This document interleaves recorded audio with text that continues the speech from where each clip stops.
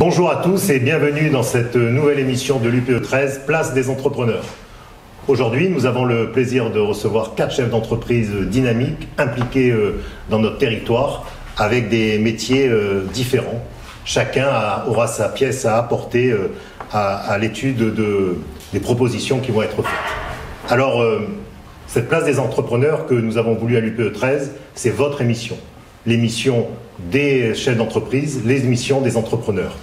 Nous avons eu la chance de pouvoir l'organiser avec le partenariat de Kedge et du Conseil régional qui nous ont permis de mettre un studio extraordinaire à la disposition des chefs d'entreprise. Donc commençons dès à présent cette émission, peut-être avec une première présentation, et je laisse la parole à Delphine Roux. Bonjour, donc je m'appelle Delphine Roux, je suis chef de cuisine et propriétaire du restaurant Chez Maddy les Galinettes sur le Vieux-Port depuis 25 ans. Voilà. Bienvenue Delphine. Olivier. Bonjour, ravi d'être là et de partager ce petit déjeuner avec vous. Olivier Mathieu, je suis président de The Camp, campus d'innovation positive, qui est basé sur le plateau de l'Arbois à côté d'Aix, et également vice-président de la French Tech Aix-Marseille, donc beaucoup impliqué dans le digital. Très très bien. Laurence.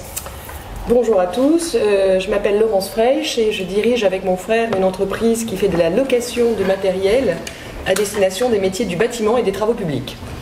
Et enfin, the last but not the least, David. Thank you. Donc je suis David Sussman, je suis donc le président de la société Seafoodia qui commercialise dans le monde entier des merveilles des océans, des produits de la mer. Et plus récemment, j'ai créé Pure Océan qui était une ONG qui préserve l'océan et finance des programmes de recherche. Bravo, écoutez, je crois qu'on peut tranquillement commencer. Alors il n'y a pas des questions données, on est là pour dialoguer et peut-être la première chose, comment allez-vous? Au niveau santé, comment ça se passe? Est-ce que tout ce qui est gestes barrières sont respectés chez vous? D'ailleurs, je tiens à le signaler que pendant cette émission, tous les gestes barrières ont été respectés. Nous sommes à 1 mètre de distance, nous n'avons pas besoin des masques et nous ne nous déplaçons pas. Donc nous pouvons tranquillement et sereinement continuer cette émission.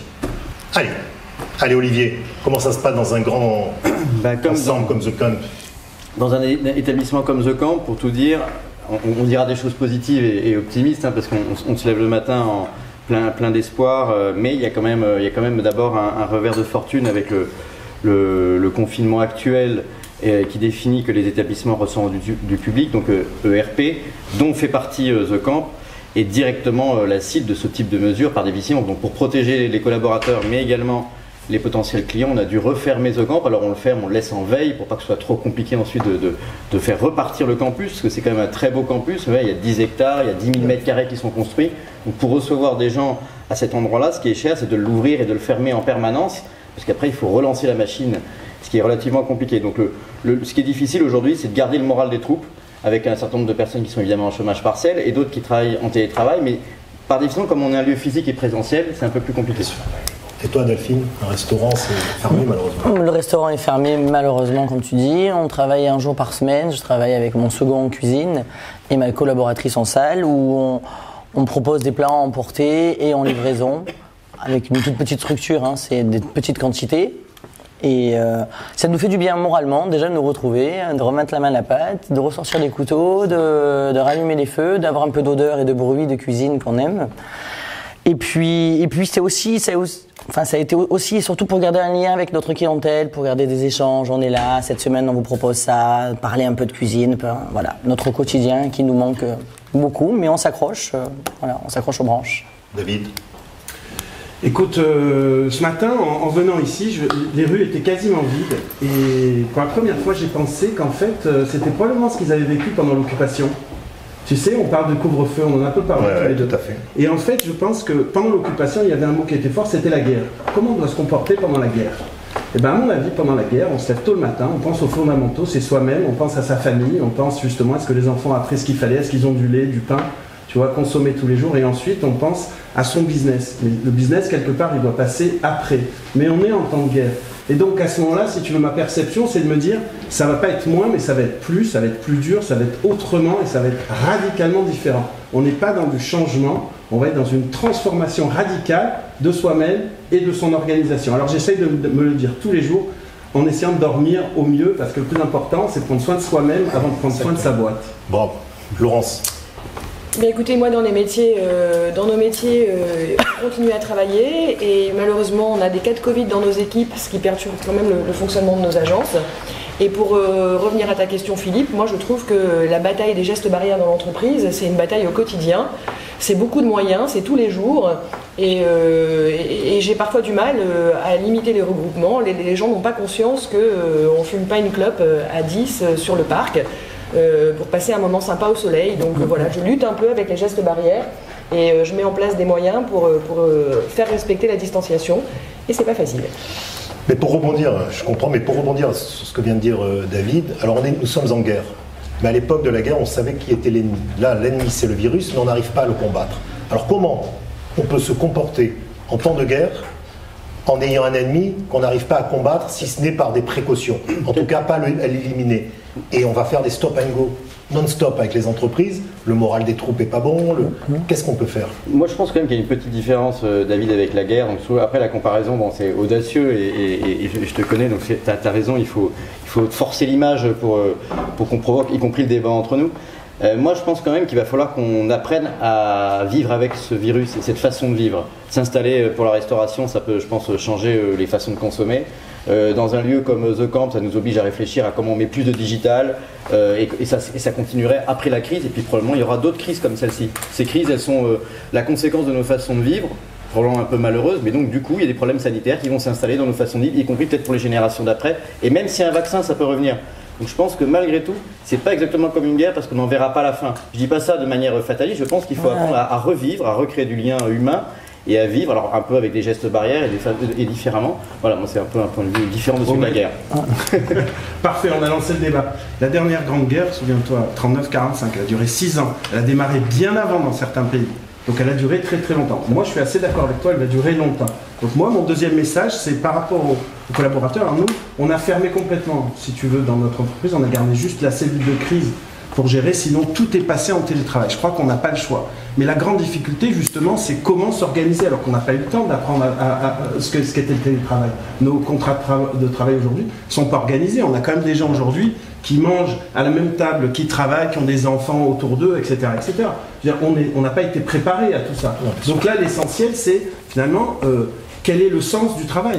Pourquoi les gens aujourd'hui vont faire le télétravail? Comment ils vont le faire dans ce climat très anxiogène? Et nous, notre rôle, je crois, de dirigeants, c'est de donner du sens et de donner malgré tout une vision et justement de travailler la mission de nos organisations. À quoi sert-elle? Pourquoi on se lève le matin et on bosse dans nos boîtes? Toi, tu peux faire du télétravail, mais je vois Laurence, 230 salariés, tu peux pas faire du télétravail. Non, nous on a un service qui est lié au chantier de nos clients et au parc dont on dispose. Donc le télétravail, ça ne marche que pour le siège, c'est-à-dire pour 20 personnes. Et moi, je crois que le maître mot dans cette période, pour nous, chefs d'entreprise, c'est l'agilité. Plus on sera agile et plus on pourra gérer ces stop and go de confinement, de déconfinement. Donc être agile, ça veut dire donner à notre personnel les moyens de travailler à distance quand c'est possible, être capable de gérer notre niveau de charge aussi en fonction de ce qui est en train de se passer dans l'économie. Donc passer en charge variable au maximum pour ne pas être trop pénalisé dans les périodes de stop. Et voilà, je crois qu'il va falloir vivre durablement avec ces stop and go. Moi aussi, je ne crois pas qu'on en ait pour quelques mois. Si ce n'est pas ce virus, pour nos enfants, ce sera un autre virus. Exactement. De toutes les façons. Tu as même sur le même état d'esprit, Delphine? Complètement, il va falloir s'adapter. C'est une nouvelle époque, c'est une nouvelle ère, c'est une guerre sans fin, je pense comme toi, mais sans être négatif, je retrouve complètement ce que tu dis. Alors pourquoi on accepte d'être confiné? Pourquoi on accepte tout ça? Pourquoi on a accepté? Moi personnellement, je ne l'accepte pas. Je m'y plie, mais je suis complètement opposé à ces mesures. Je les trouve. Il y a un raisonnement qui est lié au nombre de lits sanitaires. Donc soit on achète un peu ce raisonnement et on dit 65 millions de Français, 7000 lits de réa en France. C'est normal? Non, mais alors j'espère que c'est aussi le prochain combat, c'est de mieux équiper le système sanitaire pour qu'on puisse... Ça aurait dû être le combat prioritaire. Ouais. Non, mais je crois qu'à partir du moment où on vit dans une démocratie et qu'on a accepté aujourd'hui de vivre ici, on a des hommes politiques, on a des décisions politiques qui sont autour de nous qu'on doit accepter. C'est pas les politiques qui prennent la décision. Bon. C'est le conseil scientifique. Bien. Et le conseil scientifique. Alors comme tu le sais, moi je fais confiance à la science globalement. Oui. Je pense que les scientifiques sont pas là par hasard. Il faut écouter les experts. Nous sommes experts dans certains domaines, ils sont experts. Sinon c'est l'anarchie et ça va être n'importe quoi si tu veux dans le pays. Donc on doit malgré tout. Ça ne veut pas dire qu'on doit être d'accord sur tout, ça ne veut pas dire qu'on ne doit pas remettre en cause. Je crois justement que nous, la loi aujourd'hui, c'est les chefs d'entreprise qui vont la faire évoluer. Tu le sais bien, les hommes politiques attendent justement de nous, le monde économique, de changer le monde. Qui change le monde aujourd'hui? C'est les GAFAM, c'est Google, Facebook, etc. Qui sont d'ailleurs plus puissants que les États. Donc c'est nous, à chacun d'entre nous, à chaque niveau, qui pouvons impacter le monde, le remettre en cause, mais quand même suivre les grandes directives. Sinon, c'est la pagaille. Non, mais tu as parfaitement raison. Et on voit certains pays qui ont tenté aussi de ne pas s'occuper de la crise avec des centaines de milliers de morts. Donc c'est un choix de société, un choix d'entraide, et on a toujours été comme ça en France, et c'est très bien. Mais je pense qu'à un moment, il faut savoir, comme vous le dites tous, cohabiter avec cette maladie, avec ce virus. Parce que sinon, c'est l'économie qui va mourir. On ne va pas mourir du Covid, on risque vraiment de mourir de cette crise économique que nous sommes tous en train de vivre. 25% des entreprises... 85% des entreprises ont moins de 20 salariés sur notre territoire. Ils n'ont pas les moyens, comme certaines grandes entreprises, de mettre en place plein de choses. Comment faire? C'est le tissu local. Donc il va falloir s'entraider, ça. Je pense que ça, la priorité de notre territoire, c'est de le sauver entre nous. C'est-à-dire de créer... C'est ce qui est un peu en train de se passer. Hein. Je trouve que sur les réseaux sociaux, on en parle énormément. Cette année à Noël, on fait les cadeaux chez les commerçants. Moi, je vois passer énormément de choses. En me disant, l'autre jour, je voulais acheter une paire de chaussures de sport dans une grande surface. Je suis pas arrivé à créer mon compte, j'étais pressé sur mon téléphone. Je suis passé devant une rue où j'ai vu un petit magasin de chaussures de sport, entre autres, ouvert. Je me suis jeté dans le magasin en disant « Mais que je suis contente de les acheter chez vous. À un quart d'heure près, je les ai achetés à la grande surface. » Et du coup, je l'ai dit à tout le monde autour de moi. Lui, il reste ouvert, donc je lui ai dit « Vous restez ouvert ?» Il m'a dit « Moi, je reste ouvert. » J'en ai énormément parlé. Je me suis dit « Je pense si ça peut dégager quelque chose de positif, ce sera ça. De s'entraider mutuellement entre les artisans, les petits commerçants, d'arrêter d'aller systématiquement vers les grands pôles. Alors c'est plus pratique, hein. C'est beaucoup plus pratique de commander son livre sur un site que d'aller chez le libraire, de le commander, de retourner le chercher 4 jours après s'il est arrivé ou pas, de se regarer, de se prendre un PV. Objectivement, ce sera ça l'avenir malgré tout. Même si on arrive à sauver un peu le commerce local dans cette période de fête de Noël, globalement, je pense que la tendance, ce sera la digitalisation, la vente en ligne. Et ça, on est en train de changer de modèle et changer de paradigme. Ah oui. Je pense qu'on prend un tournant là. C'est une crise aussi significative que les grandes crises économiques qui ont été traversées. Je pense qu'il y a un virage quand même, et même si on sauve de manière épisodique le commerce local, c'est pas ça la tendance. Il y a un chef d'entreprise qui m'a dit « J'ai fait 20 ans en arrière pour mon chiffre d'affaires, mais j'ai gagné 10 ans pour numériser mon entreprise. » C'est sûr, Ouais. bien sûr. Alors, tu peux nous donner quelques chiffres? On dit, alors c'est le on dit, mais toi, je pense que tu as les chiffres, notamment au tribunal de commerce ou au greffe. On entend dire qu'environ une vingtaine de pourcents aujourd'hui des entreprises sont en train de disparaître. Néanmoins, tu en as 20-25% qui surperforment, justement, en vente online, nouveaux produits peut-être plus responsables, etc. Tu en as 30-40% qui stagnent. C'est ça, tu as c'est quelques exact. chiffres, est-ce qui s'est passé au Il y tribunal? a moins de dépôts de bilan actuellement que l'année dernière, bizarrement, tout simplement parce qu'il y a énormément d'entreprises qui étaient déjà un peu fragilisées, qui ont tenu le PGE, qui ont un report des charges, qui ont plein de choses qui ont été mises en place par l'État. D'ailleurs, tous ensemble, on peut peut-être souligner la force de l'État pour nous accompagner, pour nous aider. On a peut-être été perfusé, mais on a été un des pays qui, pour l'instant, grâce à ça, on peut maintenir une petite activité économique, en tout cas pour les PME, les Qui a TPE. fait un PGE autour de la table? Moi, On est en train de le faire, mais moi j'ai pris 25% du chiffre Moi aussi, d'affaires, la totale, moi aussi. tout ce que je pouvais. Donc on a tous fait. On a tous fait un PGE. Et On a ça tous nous fait a un aidé PGE. Grandement. Ah oui, Alors, au début, moi énormément. Je vis grâce à ça. Enfin, je survis aujourd'hui grâce à ça. voilà. Quoi. Mais, et c'est ce que je disais ce week-end, tu survis jusqu'à ça, parce que tu as créé un peu de chiffres cet été. Mais là, avec cet arrêt brutal, tu es en train de bouffer le PGE. Complètement. Et c'est pour ça que je dis que la méthode américaine est la bonne, c'est-à-dire se placer sous la protection du tribunal. Quand on en a besoin, il faut aller avec de la trésorerie au tribunal. N'allez pas sans rien. Donc il faut essayer.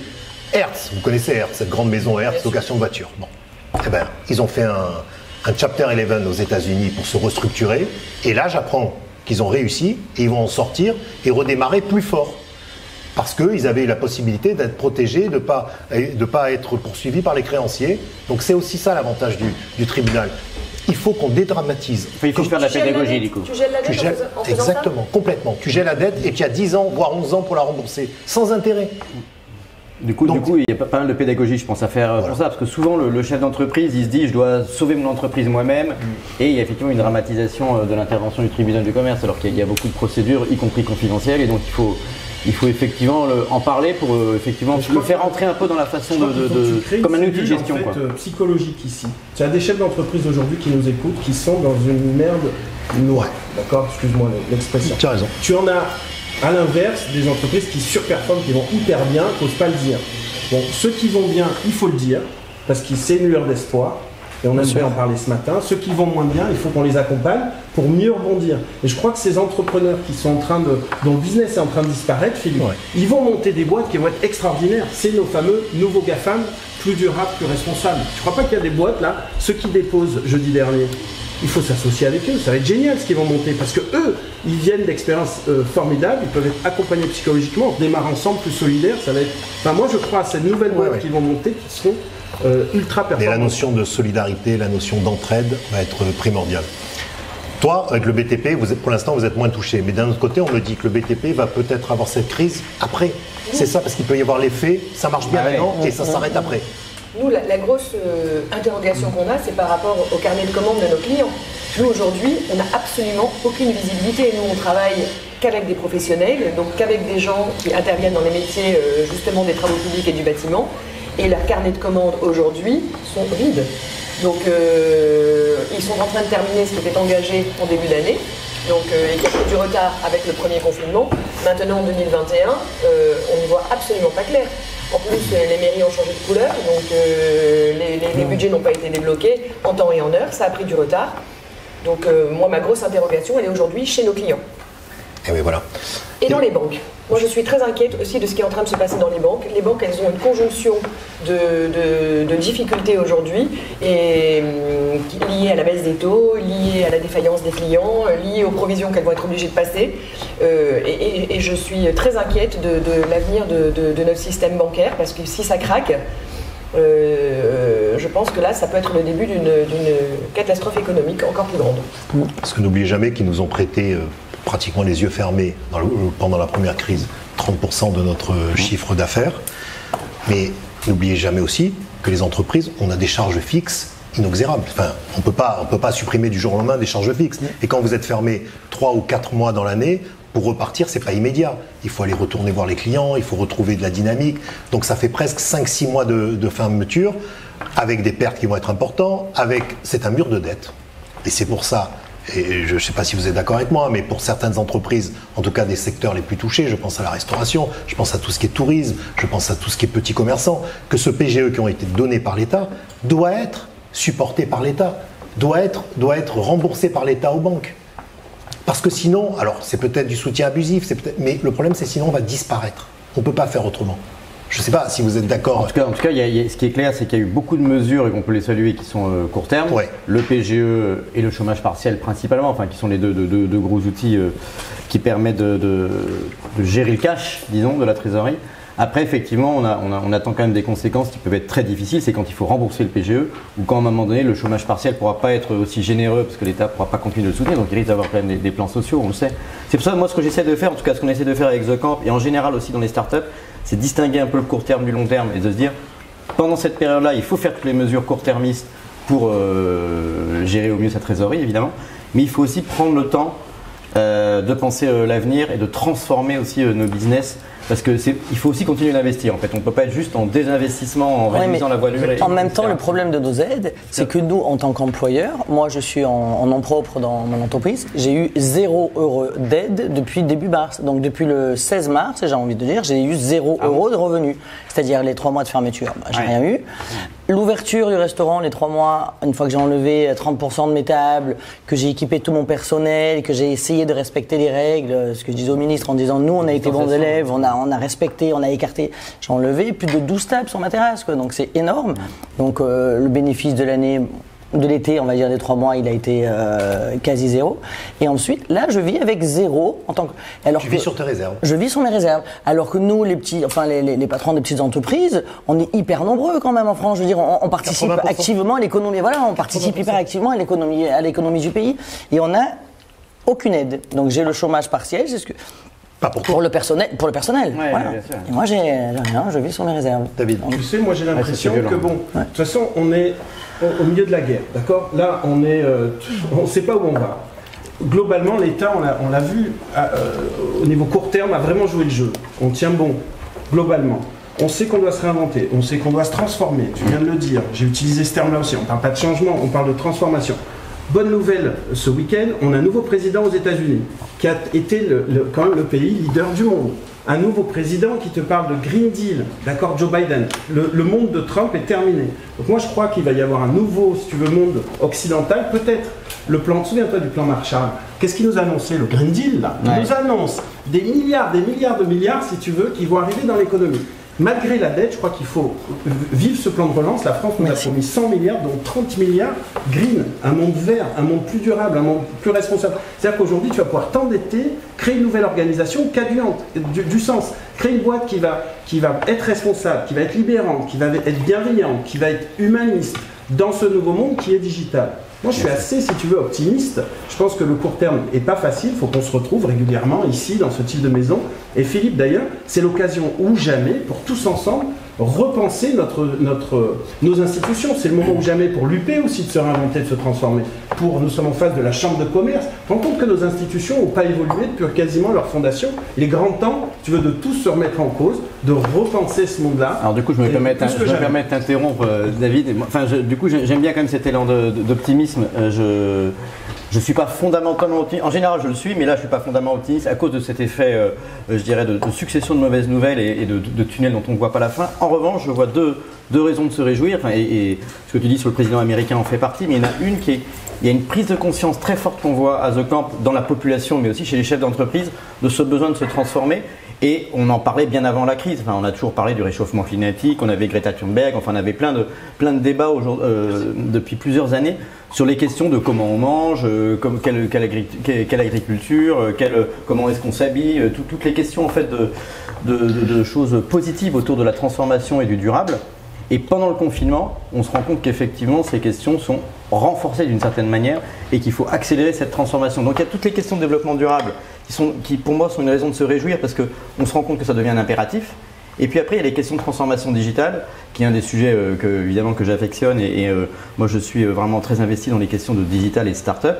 On s'est rendu compte qu'effectivement ce confinement était quand même moins pénible grâce au digital. Pas seulement le secteur du digital mais aussi tous les outils. Alors évidemment ceux de télétravail, on a parlé de click and collect pour les commerçants, etc. On peut faire venir les gens jusque dans un restaurant, dans un magasin et autres. Donc finalement on se rend compte que dans le durable et dans le digital, avec cette crise, on a une sorte de porte de sortie qui permettra de s'installer dans la réflexion de la transformation, pas seulement d'entreprise par entreprise, mais dans notre façon de vivre, de consommer, de produire et aussi d'être citoyen. Mais par exemple, on parlait du chômage partiel. Quand on a 100, 200, 300 salariés et que tu es en chômage partiel et tu ne peux pas faire face à la différence de salaire entre ce qui est payé par l'État et ce que toi tu peux donner parce que ta trésorerie il ne risque pas d'avoir une fracture sociale, je pense, Laurence, avec 230 salariés. Si tu n'y avais pas ces moyens, est-ce qu'il n'y aurait pas une problématique ? Alors le premier confinement, on a réussi à maintenir le pouvoir d'achat de nos salariés, on a réussi à maintenir les salaires en jouant en partie sur les congés et en partie sur le chômage partiel. Donc déjà, les gens ont joué le jeu avec nous, ils ont accepté de faire passer leurs congés, donc on a pu les payer en totalité. Ensuite, on a activé le chômage partiel et on a comblé la différence. Il ne faut pas que ça dure longtemps. Donc oui, il va y avoir une fracture sociale si à partir de janvier, on repasse en chômage partiel avec des indemnités qui sont en très fort recul. Donc j'espère vraiment qu'on sera sorti de là en janvier parce que les conditions d'indemnisation du chômage partiel, elles sont très très sévèrement orientées à la baisse. Delphine, tu compenses les salaires ou... Non, je ne compense pas les salaires. Et puis alors après, je me suis rendu compte d'une autre chose. Je me suis posé la question justement, est-ce que je compense les salaires ? J'ai 9 salariés. Au premier confinement, je me suis dit, bon, qu'est-ce que je fais ? Et puis, je me suis dit, attends de voir si ça va durer. Ça a duré beaucoup plus que ce que je pensais. Et sur mes 9 salariés à temps plein, parce que j'en ai qui ne sont pas tous à temps plein, j'en ai quand même 4 qui sont là depuis plus de 18 ans, enfin, une équipe assez soudée. Et sur les 5 autres, pas mal m'ont dit, enfin 3 notamment sur 5, m'ont dit, ah mais nous, si on peut rester au chômage partiel, ça nous va bien. Et je me suis dit, comment je fais si je complète le salaire, si je leur donne 100%, pour leur donner envie de revenir travailler ? Mais moi, je me suis dit, après, il y a un vrai problème. On peut pas gagner 100% de son salaire et rester à la maison et jouer à la play, aller se promener, enfin faire ce qu'on a envie de faire ou pas. Et après, pour le même et pour aucun changement financier, revenir travailler, faire des heures qui sont difficiles, un travail difficile qui est le nôtre, qui est. Mais c'est vrai qu'au-delà, c'est pas motivant. Au-delà de la fracture sociale que tu citais, Philippe, c'est vrai qu'il y a une fracture que j'observe dans beaucoup d'entreprises dont je suis investisseur ou impliqué, ou des témoignages d'amis entrepreneurs, etc. On voit effectivement une partie des collaborateurs qui s'installent un petit peu dans une sorte de léthargie comme ça m'inquiète aussi un petit peu, cette façon de dire voilà, on est un peu perfusé par le chômage partiel, on peut rester chez soi et puis aussi peut-être parce qu'il y a des angoisses, hein, je dis pas que ce sont des attitudes uniquement négatives, c'est peut-être des trucs subis aussi sur le plan psychologique, et puis d'autres au contraire qui se disent je me retrousse les manches, c'est la crise et je m'y mets, et qui au contraire comptent pas leurs heures, etc. J'ai pas un point de vue, je dirais, sur il y a des bonnes personnes et des mauvaises personnes, mais en tout cas je vois une forme de clivage qui sont des façons psychologiques de s'adapter difficilement, et ça c'est compliqué, il faut l'accompagner complètement. Écoute, sur ce niveau-là, je suis extrêmement, je suis moins optimiste, on va dire.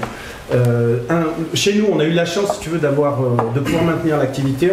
On a beaucoup pratiqué le chômage partiel. Une centaine de salariés. Centaine de salariés, collaborateurs. Et aujourd'hui, donc on a réussi à avoir quasiment tout le monde en télétravail, à maintenir l'activité. Donc on distribue des produits de la mer. Donc globalement, en fait, la consommation a continué. Voire, la bonne nouvelle, c'est que les Français, pour information, consomment de meilleurs produits. D'accord, donc ils achètent de bons produits, du homard, des sardines, etc. Ils se régalent. Donc, ils ont le temps de cuisiner.